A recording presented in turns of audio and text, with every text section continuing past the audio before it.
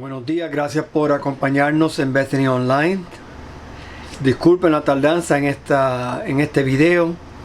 Hemos tenido unas inconveniencias, pero ya la próxima semana debemos estar de regreso con los mensajes en la mañana a las 10:30. Los oficiales de la iglesia me pidieron que yo preparara un mensaje sobre votando por los valores bíblicos. Y por lo tanto yo decidí hacer un mensaje sobre valores bíblicos. El asunto de las elecciones que ya se aproximan no se trata de un concurso de popularidad o de un concurso de personalidad o de tradición por quien yo he siempre votado, sino debemos de votar inteligentemente y bíblicamente, sabiendo cuáles son los valores bíblicos. Y quería hoy comenzar esta mañana con la idea de que debemos de olvidar los candidatos por el momento, quién están postulados para ser el presidente, y no pensar en ellos por ahora. Vamos a pensar en la plataforma de su partido, porque más importante es ver la plataforma, no el individuo. Y por eso a veces decidimos y tomamos decisiones difíciles por un lado, pero por otro lado estamos alineados con los valores bíblicos. Entonces vamos a ver hoy 7 valores bíblicos. Reconocemos que para el cristiano nuestra lealtad suprema es a Dios y a su palabra. Pero también reconocemos que el cristiano es mayordomo de todo, que Dios nos ha hecho mayordomos a nosotros de diferentes áreas de nuestra vida. Somos mayordomos de lo financiero, somos mayordomos del carro, de la casa, de los hijos, del hogar que Dios nos ha dado. Somos mayordomos del trabajo, y debemos ser mayordomos en lo cívico también. La mayoría de nosotros tiene que reconocer eso como una responsabilidad. Ahora, sabemos que la Biblia no apoya a ningún partido político y por lo tanto no debemos de pensar así, sino queremos pensar en cuál plataforma se alinea más con los valores bíblicos. Usted sabía que el año 2016, 25 millones de cristianos no votaron en las elecciones.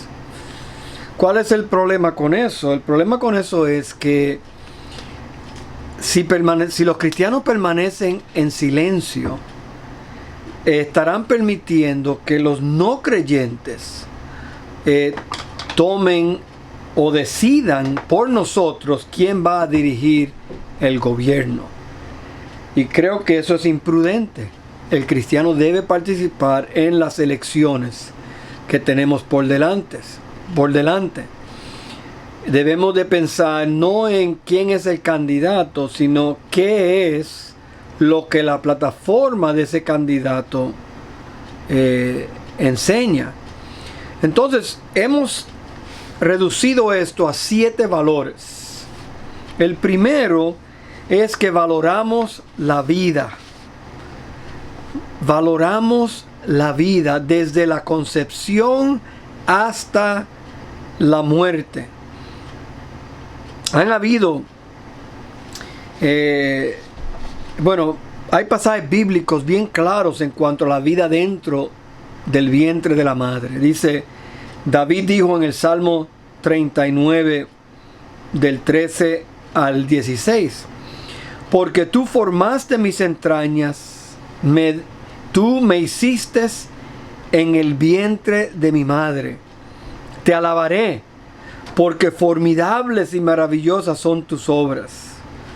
Dice, no fue encubierto de ti mi cuerpo, bien que en lo oculto fui formado y entretejido en lo más profundo de la tierra. Mi embrión vieron tus ojos, y en tu libro estaban escritas todas aquellas cosas.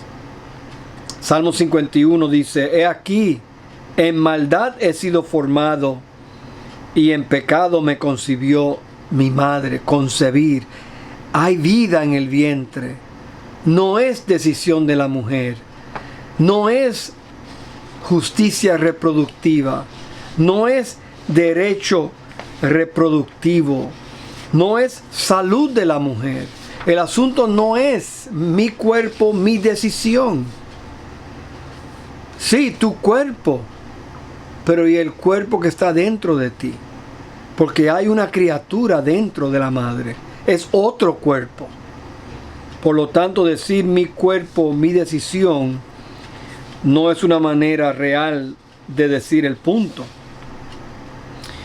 Queremos también pensar en que el Partido Liberal de este país está en contra del aborto parcial, está en contra está a favor, del aborto parcial, está a favor del aborto basado en el sexo del niño o la incapacidad del niño. El Partido Liberal de este país está en contra del acto de protección del feto con capacidad para el dolor. Un bebé de 20 meses, de 20 semanas, siente dolor. Y había un acto de ley para proteger a ese niño de 20 semanas en el vientre. Y el Partido Liberal votó 95% en contra de eso. El acto de protección del sobreviviente del aborto. Otro asunto de ley que también votaron en contra los liberales, y es proveer la ayuda para un niño que nace y sobrevive el aborto, protegerlo a él. Hay la enmienda Hyde que prohíbe que el gobierno gaste dinero en abortos. Esa enmienda, el Partido Liberal está en contra de esa enmienda. Y también el Partido Liberal quiere darle fondos a planificación familiar, a Planned Parenthood, una organización que ejecutan más abortos que cualquier otra organización en el país. Mucho dinero, millones y millones de dólares reciben ellos de ayuda del gobierno y de clientes que quieren tener abortos. Y algunos abortos hasta finales del segundo trimestre, hasta el último trimestre en algunos casos, en algunos estados como Nueva York y Virginia. También Planned Parenthood vende los órganos y las partes de los bebés que abortan. Entonces es una industria de mucho dinero, y por eso tienen tanto poder político ellos contra un partido en vez del otro. Pero también sabemos que la Biblia menciona también la importancia del segundo valor, y es el valor del matrimonio. Creemos o valoramos el matrimonio. Entonces queremos hablar un poco sobre eso, el valor bíblico del matrimonio. ¿Usted sabía que la Biblia habla del matrimonio entre un hombre y una mujer? La Biblia no da lugar a otro tipo de matrimonio. Dice la Biblia que Dios los creó hombre y mujer, y Dios unirá a un hombre a una mujer. Cristo lo repitió en el Nuevo Testamento. Entonces el matrimonio es solamente entre un hombre y una mujer. No aceptamos la ideología de género, donde el LGBTQA, todos los géneros hoy que hay, más de 17. No aceptamos eso bíblicamente, porque Dios nos ha creado hombre y mujer. Es científico, es biológico, es moral, es bíblico. Y por lo tanto no aceptamos el matrimonio homosexual. No aceptamos el movimiento de Latinx, que es un movimiento de hispanos a favor de la ideología de género. Se llama Latinx. No apoyamos ese movimiento, porque ese movimiento es en contra de los valores bíblicos que Dios nos ha creado, hombre y mujer. Valoramos en tercer lugar la libertad religiosa, donde creemos en la separación del Estado y la Iglesia. Creemos que el Estado no tiene ningún derecho a decirle a la Iglesia lo que debe hacer. Dice la Biblia en el libro de Mateo 22, 21, la Biblia dice que dad a César lo que es de César y a Dios lo que es de Dios. Hechos 5, 29, Pedro estaba predicando y le dijeron que dejara de predicar, y Pedro dijo: es necesario obedecer a Dios antes que a los hombres. Entonces la Biblia nos dice a nosotros que debe haber una separación entre el gobierno y la iglesia. El gobierno no tiene ningún derecho de imponer sus reglas en la iglesia, siempre y cuando esas reglas violen la palabra de Dios. Claro, hay reglas que seguimos porque son reglas que no afectan a nuestra doctrina, a nuestra creencia, a nuestra palabra, pero hay leyes que afectan. Por ejemplo, si el gobierno exige que los pastores casemos parejas del mismo sexo, eso es imponer una ley antibíblica a la iglesia. Y nuestra iglesia no va a hacer eso. Y muchas iglesias evangélicas no van a hacer eso. Y el gobierno no tiene ningún derecho de exigir eso de nosotros. Creemos en la libertad religiosa. También creemos en cuarto lugar, valoramos la nación de Israel. Creemos que la iglesia debe de apoyar a Israel.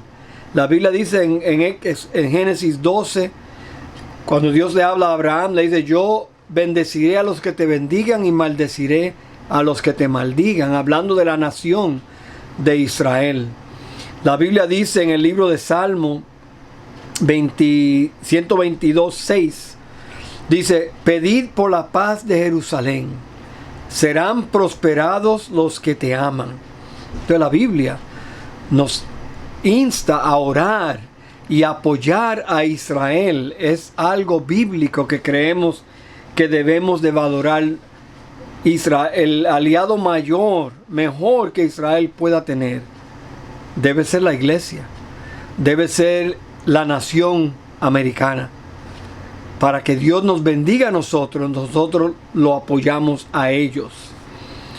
Número 5, son 7. El número 5, valoramos la autoridad de los padres. Creemos que es decisión de los padres educar y criar a sus hijos. No aceptamos que el gobierno interfiera con esa crianza. Creemos que los padres tienen la autoridad de la educación de sus hijos. Y no debe ser el gobierno que tenga esa autoridad. Los padres deben decir a qué escuela sus hijos van, qué se les enseña, qué pueden aprender y qué no deben aprender en la escuela, cuál es el rol del gobierno en la educación pública. En el estado de Pensilvania se gastan $16,000 por alumno cada año. 16,000. Imagínense si el gobierno nos permitiera a nosotros los padres usar parte de ese dinero y poner el niño en una escuela cristiana, en una escuela católica, en una escuela militar, en una escuela mejor. Qué bendición sería. Pero no es así. El gobierno exige que usted envíe a su hijo en su vecindario, aunque la escuela de su vecindario sea un fracaso. No, debe ser decisión de los padres. En las escuelas públicas, muchas de ellas enseñan educación sexual fuera de las normas de los cristianos. Animan el sexo fuera del matrimonio. Animan el aborto si una niña queda embarazada. Dan anticonceptivos a los muchachos, jovencitos, desde la escuela intermedia y antes. Las escuelas públicas, si una niña tiene un aborto, ellos no le reportan a los padres. Pero si la niña necesita una aspirina, tiene que tener el permiso de los padres. Noten la inconsistencia de ese plan. El padre es responsable por sus hijos y debe tener autoridad sobre sus hijos y no el gobierno. En las escuelas practican los baños transgénero, donde un varón que está confundido y cree que es una hembra puede usar el baño de las hembras. Eso no debe existir. Usted debe usar el baño de acuerdo al sexo que usted nació, varón o hembra, o que tengan un baño neutral para otros. Pero no debe ser así. En las escuelas hay una enmienda, hay un acto que trataron de pasar en el Congreso que no pasó, gracias a Dios, y es el acto de igualdad que permite que las hembras, que los varones que se identifican como hembras puedan competir con hembras en deportes. Le llaman el acto de igualdad. Bueno, no es igualdad para las hembras. Porque si un varón puede competir contra hembras, las hembras nunca van a ganar. Hay pocas excepciones a esa regla.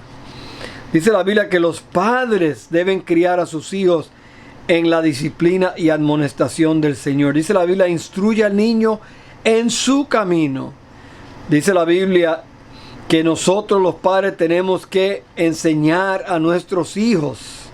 Deuteronomio 6. Entonces creemos en la autoridad de los padres. Creemos también en la autoridad del gobierno. El gobierno, Dios lo ha puesto para tener autoridad y protegernos. Por eso apoyamos la policía. Sabemos que hay policías delincuentes, pero es una gran minoría. Nosotros creemos en la ley y la orden que proveen los policías y el gobierno. El gobierno es el que tiene que protegernos a nosotros. Dice la Biblia, el que derramare sangre de hombre, por el hombre su sangre será derramada, porque a imagen de Dios es hecho el hombre. Génesis 9:6. La Biblia dice también en Romanos 13 que debemos de someternos, todos debemos de someternos a las autoridades superiores, porque no hay autoridades sino de parte de Dios, y las que hay por Dios han sido establecidas. De modo que quien se opone a la autoridad, a lo establecido por Dios, resiste, y los que resisten acarrean condenación para sí mismos. Porque los maestrados no están para infundir temor al que hace el bien, sino al malo. ¿Quieres pues no temer la autoridad? Haz el bien y tendrás alabanza de ella. Porque el gobierno es servidor de Dios para tu bien. Pero si haces lo malo, teme, porque no en vano lleva la espada, pues es servidor de Dios, vengador, para castigar al que hace lo malo. Por lo cual es necesario estar sujetos, no solamente por razón del castigo, sino también por causa de la conciencia. Entonces, tenemos que pensar en la autoridad del gobierno y valoramos eso porque Dios lo valora. Dios ha establecido gobierno para mantener ley y orden en la sociedad. Así que, para repasar, valoramos la vida, valoramos el matrimonio, valoramos la libertad religiosa, valoramos la nación de Israel, valoramos la autoridad de los padres, valoramos la autoridad del gobierno, y tenemos hojas en la iglesia que usted puede, cuando venga, puede llevarse una de las hojas que tienen estos versículos escritos. Si quiere una, déjenos saber, le enviamos una. Posiblemente podamos poner una copia aquí en la página de la iglesia. La última es que valoramos la importancia de la Corte Suprema. La Corte Suprema de nuestro país hace 60 años ha sido manipulada y ha sido formada para legislar. La rama de la justicia no es una rama legislativa. Ellos son árbitros para decidir entre dos situaciones, no para hacer leyes. Y en los últimos 60 años, la Corte Suprema ha optado para hacer leyes. En vez de devolver la decisión a los legisladores que son elegidos por nosotros, la Corte Suprema no es elegida por nosotros, pero los legisladores sí. Los legisladores deben hacer leyes, no la Corte Suprema. Y ahora, precisamente, hay una vacancia en la Corte Suprema. Y la candidata postulada es una candidata excelente, Amy Coney Barrett, que tiene todas las calificaciones que pueda tener una jueza. Una familia de 7 hijos, 5 biológicos y 2 adoptados de Haití. Su hijo menor con el síndrome de Down. Una mujer ejemplar, una madre ejemplar, una esposa ejemplar. Y la única razón que usted va a comenzar a escuchar críticas contra ella es porque ella, primero, es pro vida. Personalmente, ella es católica y pro vida. Está en contra del aborto.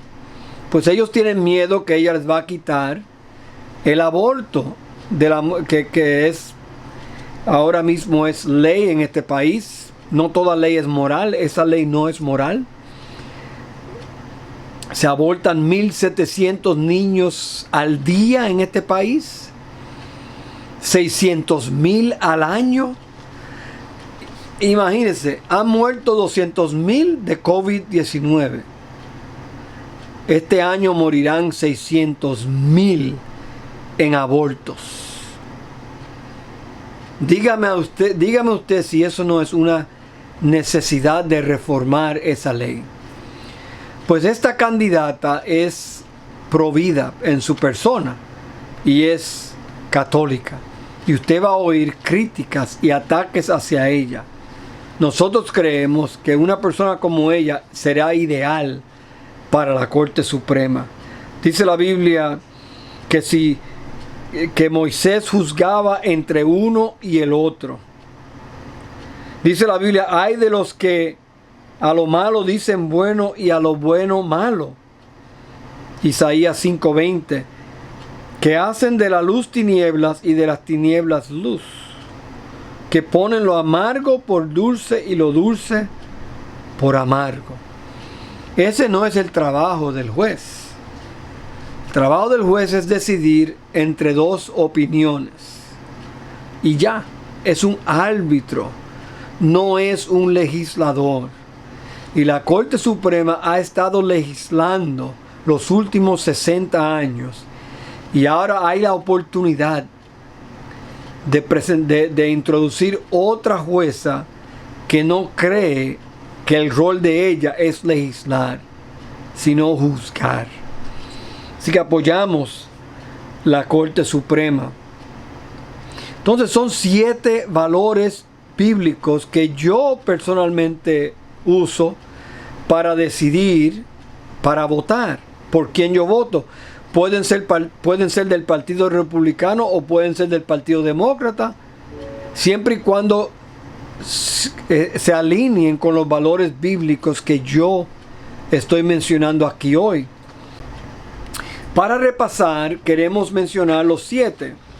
El primero es que debemos de valoramos la vida, valoramos el matrimonio, valoramos la libertad religiosa, valoramos la nación de Israel, valoramos la autoridad de los padres, valoramos la autoridad del gobierno y valoramos la importancia de la Corte Suprema. Entonces, ¿qué debemos hacer? Bueno, primero ore por nuestra nación, ore para que Dios tenga misericordia de nuestra nación, ore para que Dios le dé sabiduría personal para que usted tome una decisión correcta, ore por estas cosas, infórmese Examine la plataforma de cada partido y compárelo con los valores bíblicos. No dé por cierto lo que lee ni lo que oye. Hay muchas cosas que usted va a leer y va a oír que son incorrectas. Investigue personalmente y entonces decida, pero no dé por cierto todo lo que ve y todo lo que oye. Y último, vote. Regístrese para votar. Es su derecho. Es un privilegio votar. Así que yo le animo a que usted vote en estas elecciones. Dios le bendiga. Cuídese mucho y lo esperamos la próxima semana.